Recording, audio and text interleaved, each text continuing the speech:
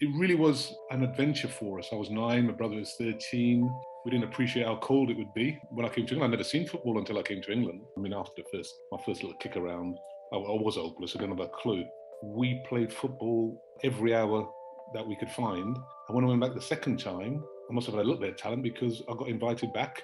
Next thing I was in a team, and that's how I started. Well, I didn't have any idea I was the first black player. I mean, I didn't know that until many years later because I was just trying to get in the first team. The one thing about sport, whether it be sports or the arts, talent can't be denied.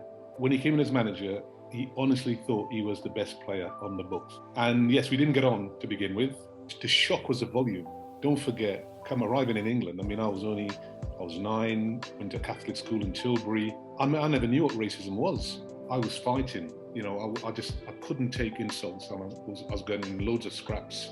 I was used to being shouted at in the street. People telling me to go back where you came from, all that sort of stuff.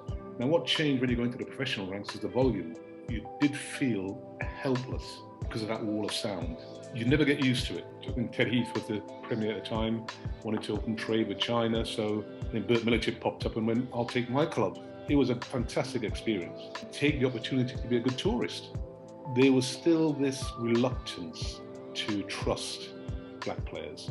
And I said, hold on a minute. I said, he hasn't been picked because he's black. He's been picked because he's the best player for that position. Those Man United players, obviously on the losing side, will look back on that game and think they were involved in something special. Tony Brown equalised in a stroke of half time.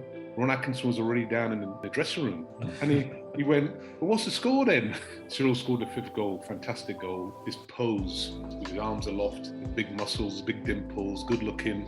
But Ron said he wanted to manage the black side. We were in the away dressing room, and it was billed as a testimonial. But I tell you what, when we all got together, I remember Garth Crooks saying, we're going to have to beat them next door, We didn't realise the social impact we were having.